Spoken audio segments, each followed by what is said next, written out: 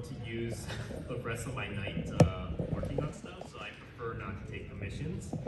So if you think you could get away with not doing commissions, I highly recommend you not do commissions at cons because it saves you a lot of stress. Do the commissions after cons, but if you're starting out, and especially if you're doing the Artist Alley, especially if you're in the Artist Alley at a Comic-Con or a Furry-Con, they do want you to do on-site commissions. Don't try to make it complex. Try to keep the commissions as simple as possible. You can get them done within a day. And don't underprice yourself. I've seen a lot of artists really underprice their commissions. I'm gonna be honest, if you're doing a batch commission, you should at least be charging 100 at minimum. Like some vendors can even do I've seen vendors do really beautiful watercolored badges that go for like 400 bucks. And I would say know your worth. If you notice all of a sudden you got like 50 commission interest within the first hour, that means your prices are probably too low, so just raise them. I wouldn't recommend starting a commission for under 80 unless you're doing the silly, like $5 silly doodles. You can do that, but know your worth and don't underprice yourself. Aside from the commissions, streaming, again, this is something that was relevant about 10 years ago, streaming on Picardo and Twitch. But again, this has also kind of fallen out of favor, especially with all the controversy that Twitch is going through now, and I don't think Picardo is as well known now as it used to be about 10 years ago. But having some type of active draw stream, so your fans know where you are, was very important. Now, I know we're here at a furry con, but I do want you to look at different types of cons because different types of cons might suit whatever strengths you're looking for vending. So furry cons are great for on-site sales, especially if you don't want to brand yourself to one specific franchise or property and you just want to draw silly animals. Furry cons are great for that. But if you have like your own original webcomic and your own original characters and you really want to pitch this idea to people, Comic-Cons are a great place for this, and that's what Comic-Cons are looking for. In fact, most Comic-Con artist alleys are annoyed that a lot of the Anime-Con style artist tables with the giant grid walls and wall scrolls are filling the way. They want more traditional artists selling their own original comic books. I would recommend Comic-Cons for that. It's a great way to pitch out your ideas. This is where people are looking for new properties. So if you have your own original ideas, Comic-Cons are good for that. Start with some small Comic-Cons. You have a lot of small press Comic-Cons you could try out. If you already have a lot of fan art drawn and you think your fan art is good enough to get printed and sell, that's where Anime-Cons are great for that, specifically artist alleys. Now, keep in mind, because fan art is a very, very, very, very gray area of legality. Technically, selling a fan art is copyright infringement and technically illegal, but because selling a fan art has been such a big part of doujinshi culture in Japan, and when the doujinshi style artist alley came to the United States and was adapted by the anime cons here in the United States, that tradition continued. So that has bled into anime cons now and comic cons. So you do see a lot of fan art being sold at these cons. However, keep in mind, you might have lawyers at these conventions that work for these big companies coming down and shutting down booths. The big one is Nintendo. Nintendo goes around and often shuts down anything that's Mario, especially Pokemon related stuff.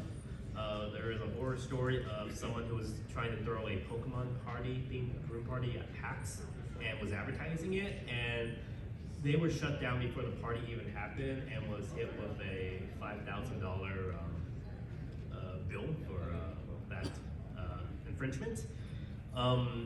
Anime cons most likely understand that, but there's sometimes rules. So, for example, I think Funimation will understand the culture behind fan art, but they will still go around, and if anything looks very close to their show, then they will get you for that. So actually, sometimes it's better to draw your fan art in a very, very unique style that's distinctive from the show. Disney is another one, but Disney hasn't really been as big. Most of these big companies like Disney and Nintendo, they will normally try to shut down 1 or 2 big booths just to kind of send a message and leave the rest alone, which is why you see a lot of Pokemon stuff being sold at these cons, even though technically Pokemon has been the most litigious of this. Sanrio is the big no-no. You can't draw anything Hello Kitty or Agretsuko. That's why you rarely see that stuff at cons. They are the ones that normally will shut stuff down. And if you do traditional stuff, like if you do oil paintings, you wild wire sculptures, one-off plushies, I highly recommend you put your stuff in an art show. Furry cons come from the science fiction con tradition, so furry cons have kept the art show as a carryover, but the best art shows are at the science fiction cons. So if you have one-off original art pieces, especially if it's a beautiful one-off painting, highly recommend you put that in an art show. And sci-fi cons are the best for that. So aside from that, each con also has different legalities depending on which state you're renting at. So make sure you have your right state licenses and know the restrictions for your booths and tables. Some cons will have gaps in between the tables, and there might be a rule you can put stuff in between the gaps, or the gaps must be clear because that's a fire hazard walkway area.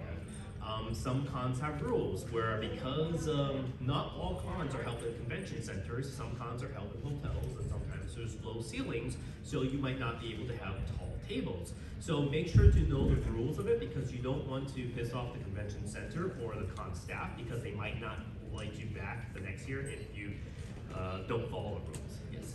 I also know some cons have banned selling stickers because people put it. Yes. So a good example of this is BabsCon, the PonyCon that just ended in San Francisco.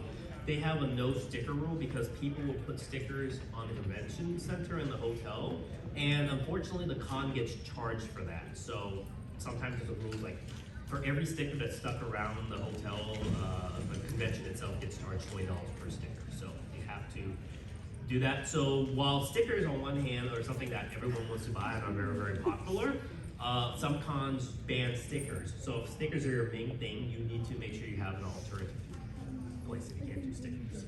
Now, this is the most stressful part, and I still haven't gamed the system, so I'm going to give you the best tips I can. But applying to cons. So imagine, how stressful it is to apply for a job when you have to find a new job. So multiply that 50 times a year, because that's it. Because unfortunately, there used to be a time when once you get into a con, you get automatically grandfathered in. Unfortunately, I think the only con that does that now is San Diego Comic-Con, and San Diego Comic-Con is notoriously hard to get into. I've been on the wait list for 15 years and still haven't got an exhibitor table. So unfortunately, since most cons don't grandfather you in now, you basically, even if you've done really good at a con, so technically, like my Furry Flights booth has been at Anthrocon for the last, I think, 7 years. This is the first year I didn't get in with the Furry Flights brand, unfortunately. So even if you've been to a con consistently, you might not get in. So here are the tips I could give you for that. So deadlines are important, so know the deadlines. Sometimes the deadlines are first come, first serve. That means you have to apply right when it opens. I'm gonna talk a little bit more about first come, first serve.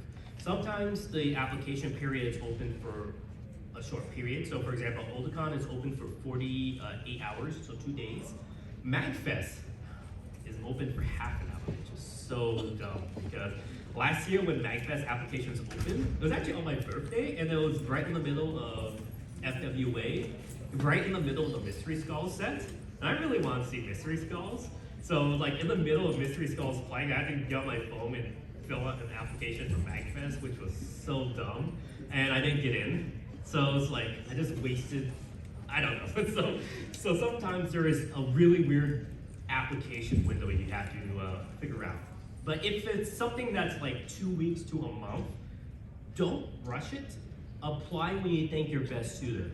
And this is where I'll recommend you look. What is the theme of the con and what is the con looking for? So for example, this year the theme for Anthrocon is deep sea. So if you have some like sea animal artwork, and you update your store page, you're going to link or your portfolio to have more sea creatures and sea-based art on the top of your page. That will help you. So use that extra time to kind of look at the system. So for example, if the con is going to be themed after a haunted mansion and have some more spooky art on your portfolio. Take the time to see what the theme of the con is. It's not always 100%. There have been cons that were perfectly on theme for what I do, and I still didn't get in, but it might help a little bit. And then just have your information graded on a separate document. So this is where I'm going to talk about the different types of system and the tips for that. So when cons first started in the 1930s, yes, we're going back that far, the traditional system was the jury system or the vetted system, because this was back in the day of snail mail. So it was assumed like the first few people who applied to the cons would be slow enough and enough that you would be able to go through all the portfolios fairly enough. As cons became more popular, especially in the 90s, and you started to get the rise of people applying to different types of cons, so now you see a big overflow between the same artists applying for Comic Cons, Anime Cons, and Furry Cons. Jury system has kind of become much more untenable, but a lot of cons are actually switching back to jury because it's technically the more fair system. So most old school cons are still going to be jury system, and it's based off your portfolio. So this is the one where I say you want to have a good web page that probably is a theme for the theme of the con. So if you're applying for different types of cons, I recommend you have different portfolio page. So have one page just for an anime con, one page just for furry con, one page just for a comic con, for example, and then update it based on the theme of the con. Have a really strong looking gallery. Do not link them to your social media. Most cons will not accept Twitter or Instagram or Tumblr as a gallery. Just use a free website builder like Wix or Squarespace. You don't even have to pay for the domain name, just as long as you have a place to put a nice looking gallery. Best place to do it. Most juried systems are open for about a few weeks to a month. So apply when you think your application is right. This can lead to issues, and unfortunately I've dealt with this lately, where the dealer's lead or the artist alley lead unfortunately might start picking their friends and family members. And I'm going to tell you a story. There is a lead for a convention, and she's been in since the mid-2000s, and she's only accepted her friends at the cons, and she's kind of still in charge after almost 2 decades. Now, if you think you know who I'm talking about, that actually describes 3 different dealers lead at 3 different cons, and it might even expand to more people, because that's unfortunately how a lot of these cons go.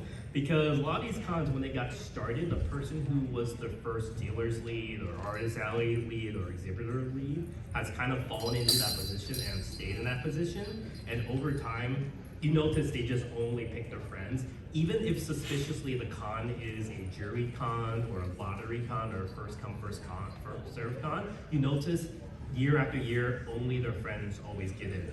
That's something that's very common at anime cons and furry cons. So unfortunately, I've never been on the good side of nepotism. I've had friends who run dealers dens at cons, and they're like, oh yeah, you've been in already a few times, and we don't want to look like we're picking favorites. So I've actually never been on the great side of nepotism.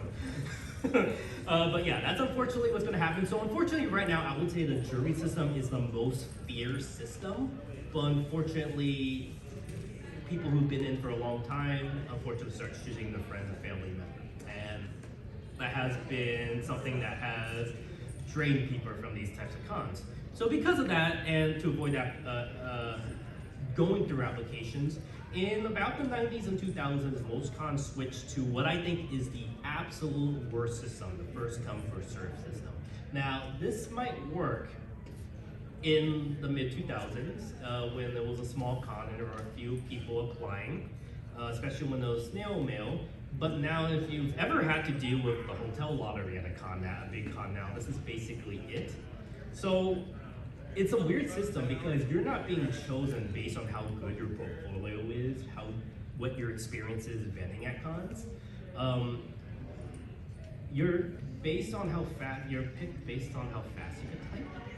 So the equivalent is the airline is not choosing the most experienced pilot. The airline is choosing whoever runs into the cockpit first to fly the plane. So on one hand, this actually is a good advantage to new artists who've never been at cons before, who might not be able to compete with the big name artists out there.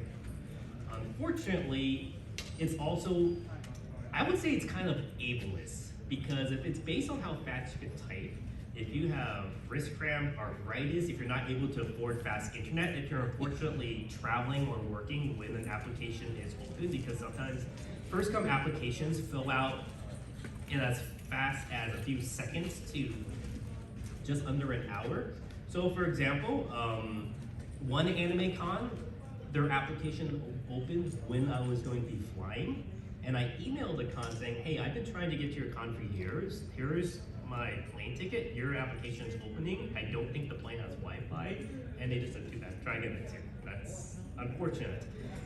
So it's based on how fast you can type. So let's actually look at Anime Expo. Anime Expo was the worst. I've been trying to get into Anime Expo for 15 years now. I've never gotten in. And you can see, like, this is 10 seconds before their application. So I just had different windows timed at different intervals just to see how fast they would open. I knew it wouldn't get in, so I just wanted to test the system. And this is when the applications for Anime Expo opened. And then they were already filled in the waiting room, and then no one got out of that line in the waiting room.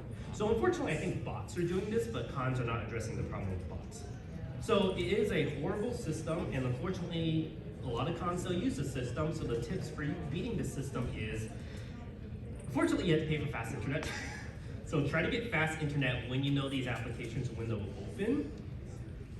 Some people say use the autofill system, but if you ever use Google autofill, it's notoriously bad. So I do not recommend the autofill system because sometimes it will put stuff in the wrong order and it will take longer to go back and fix it.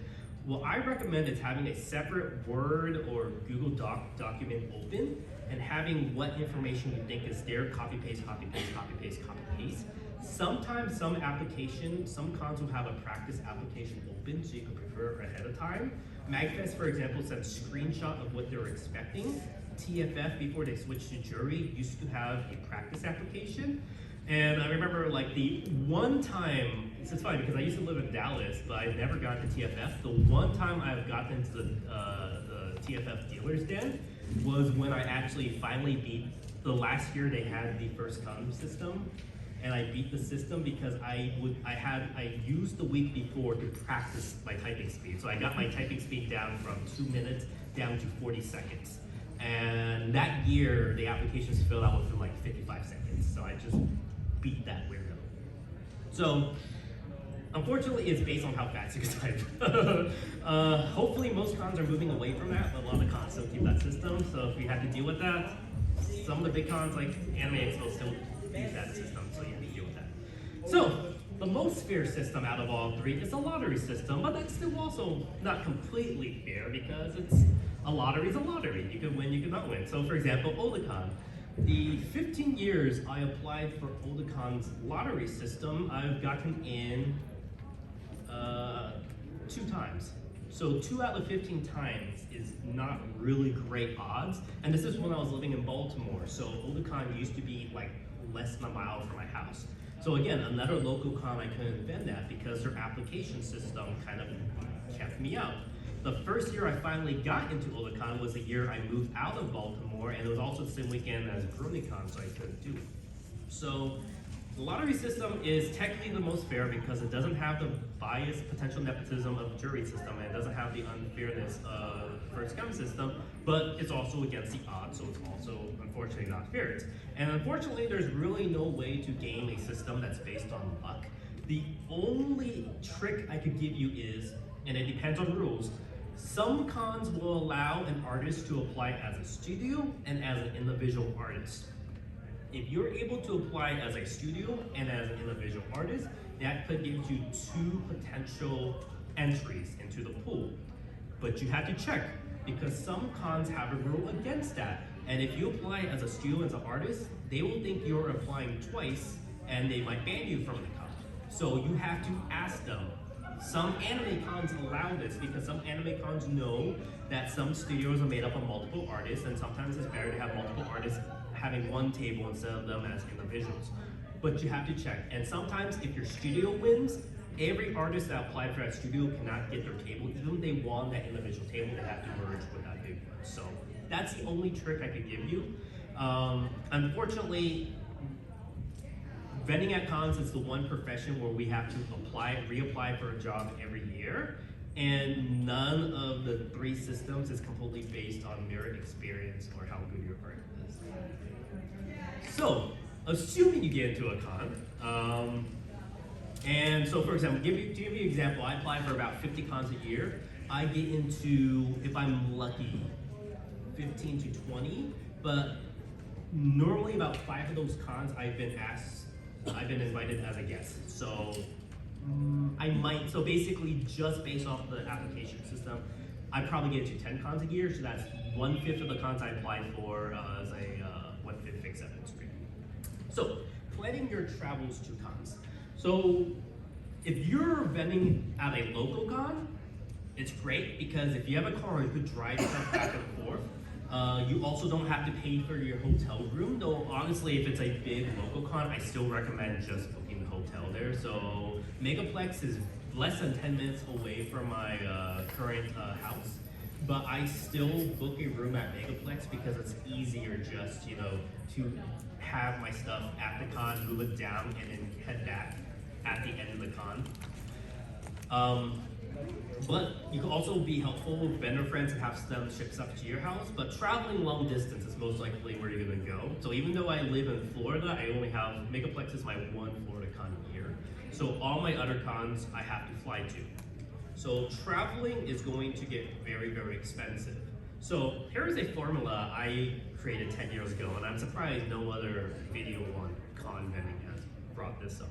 But it's basically, there is a correlationship between the cost of travel versus how much luggage you can bring. So basically, the cheaper your transportation is, the less luggage you can bring. So for example, the cheapest long distance transportation is booking a Greyhound or Megabus, but you normally could only bring one carry-on and maybe one checked bag if you pay extra, and they are very, very, very strict on weight limits. I've had to take Greyhounds a few times and toss luggage in between the trips because of how little they allow you to bring. If you're lucky to live by a train or Amtrak, you can get a cheap train ticket and probably bring a little bit more. When I was living in Frostburg, Maryland, I could get a train ticket for about 20 bucks and bring about one checked and one carry-on bags. But train stations are far and few in between, so it's a bit harder. So most likely you'll be flying on a plane. When I started this, Southwest was probably the best flight to use because you got 2 free check-in bags with Southwest, which they unfortunately got rid of. And Southwest also now has restricted the size of their carry-on bag. So what used to be their normal carry-on bag is no longer. So honestly, all the people who used to recommend Southwest for vendors, Southwest is no longer the way to go. And I completely use Delta 100% now for since probably about 2018, I've been using Delta full time. And I don't want to specifically recommend Delta because I still have a lot of negative experiences with them, but I'm going to use Delta as an example. It is recommended that you fly with one airline, even if that airline might be more expensive than the other airline.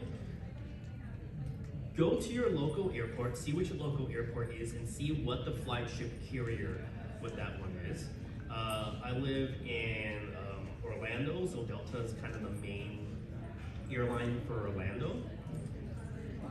Get a credit card with that airline, and that credit card will normally get you 1 free checked bag. Fly with that airline full time. So I fly with Delta full time, even though Delta might not always be the cheapest. Because if I fly with Delta exclusively, I own Delta points that I can now use for future flights, and I also get status. So Once I hit gold status with Delta, I got my second free check bag. Once I hit platinum with Delta, I got my third free check bag. So already, even when Southwest was offering 2 free bags, flying 1 year with Delta jumped me up to platinum status, and I instantly got 3 free bags. And once I hit platinum, those 3 flags went from 50 pounds to 70 pounds. So already I was able to bring a lot more than I would with Southwest. And so that is one way to do it. Stick with one airline, fly with them no matter what the cost is, get a credit card with them, and try to get status with them. Now, if you're lucky and you can drive and you're willing to drive long distances, the car will be the next best recommendation for you. However, you have to pay for gas. Then if it's a long cross-country trip, you have to pay for food and hotel and lodging along the way. But you can bring as much luggage as your car can fill. So you don't have to worry about weight limit as long as it can all fit in the car. However, like I said, you have to pay for food, you have to pay for hotels along the way if it's going to be a multi-day trip. However, you can also get this written off. And I will save you a lot of headaches. Most people try to save every single gas receipt and every single food receipt on these trips. And even when you're flying to cons, don't do that. Your tax accountant will help you, and they'll give you a per diem. If you're driving a car, there is a maximum amount of gas you can be allotted for your trip. So just do the maximum per diem. Don't even save your gas receipts. For food, since you're working, you get a per diem off your taxes. So if you work a full day at a con, you get, I think it's $35 max. So no matter how much you spend on food, if you spend less, if you spend more, it's better just to get the maximum $35 off your food. So don't even worry about saving receipts. Again, hire a tax accountant, they'll do this for you. And if you do have extra money and you could rent a moving truck or a U-Haul van, that's the best way to do it. But honestly, you don't even really need to go that route unless you're a fursuit maker and have to bring a giant grid wall and stuff. But that's going to be very, very expensive. But again, the cheaper, the more expensive. If you want to bring more luggage, it's going to get a lot more expensive. So for example, this is my setup for furry migration last year. So this is my booth. It looks really, really big.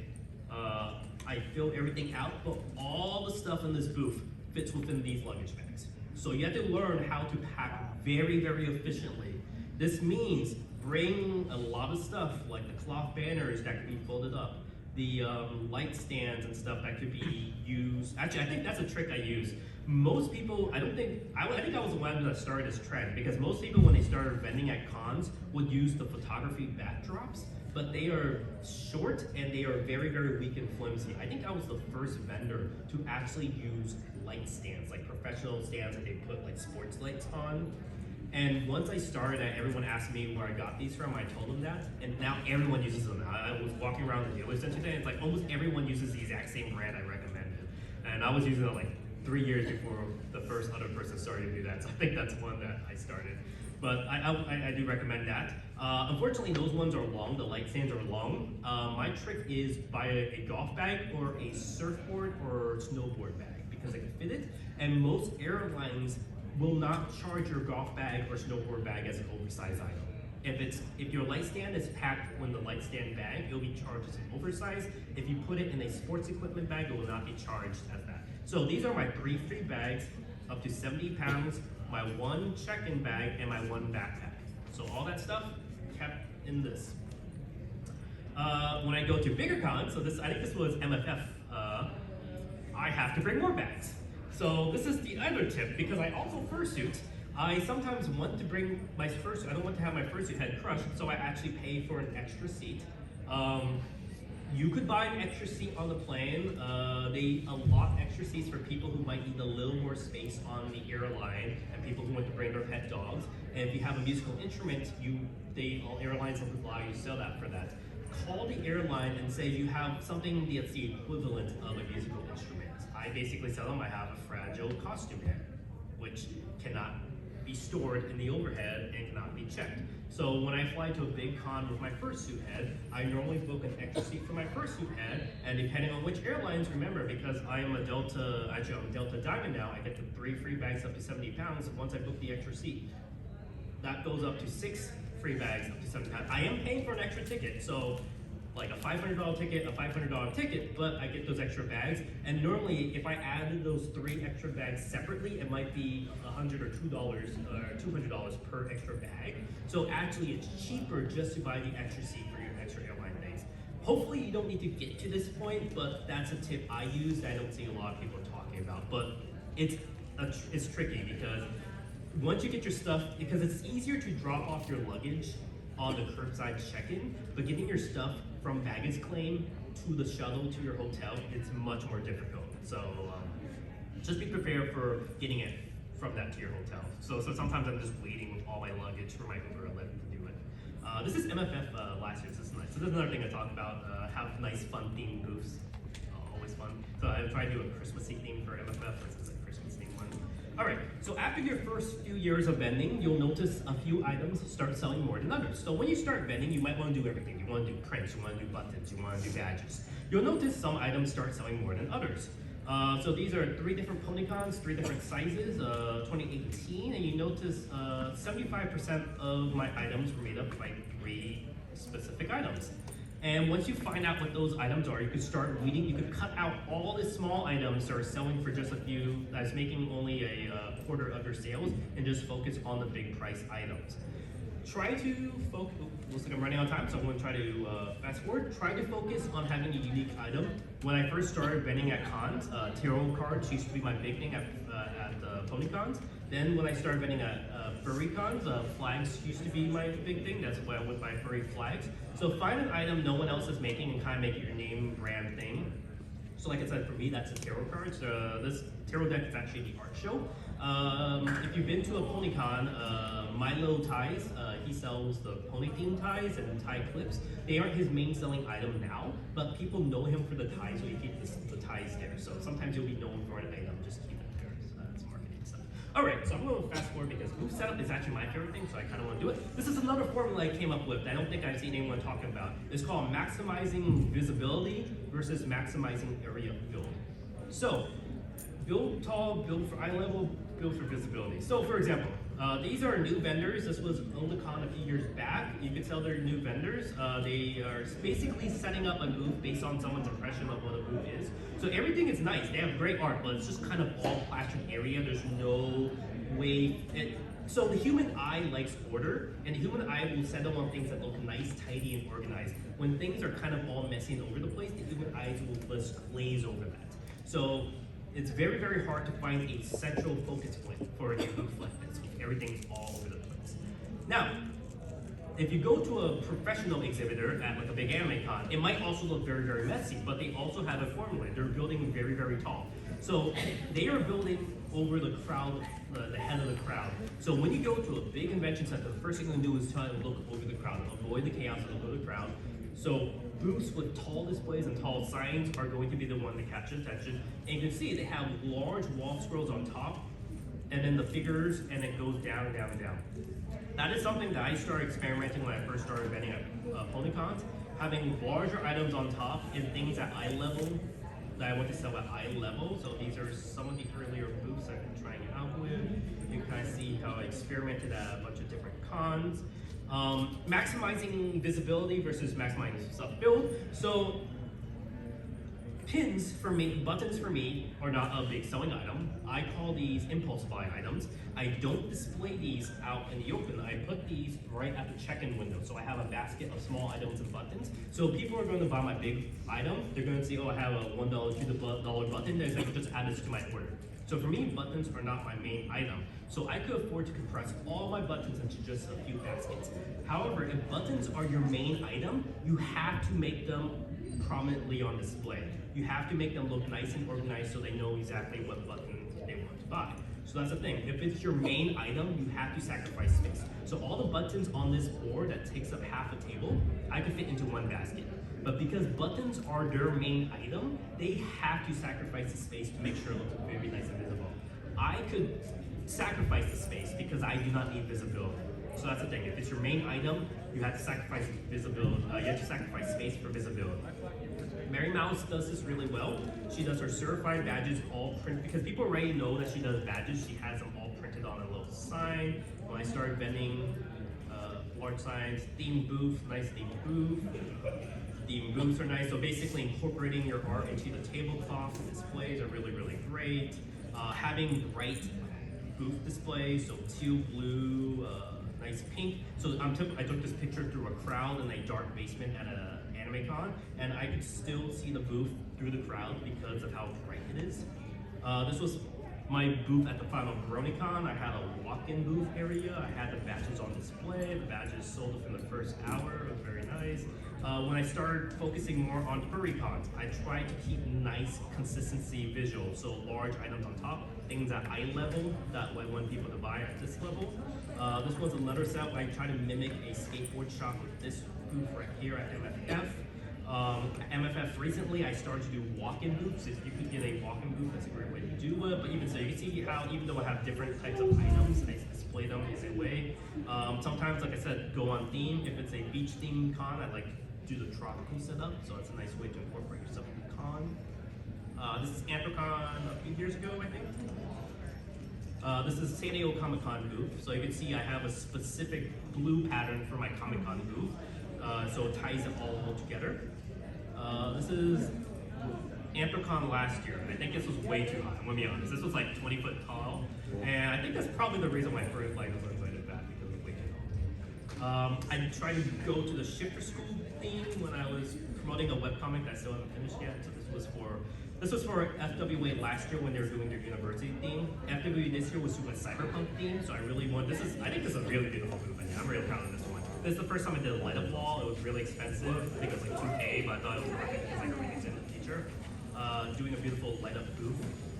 With that, making new items that were themed specifically for that was very good. This is the booth I helped. This is a partnership between me and my friend. She does anime cons, I do furry cons, so we kind of merged our styles together. So this was a fun booth because I designed it from the ground up. I saw what the style they were doing were. I saw what style I could do, and then we basically melded our styles together, and I built a booth based on what was great on display.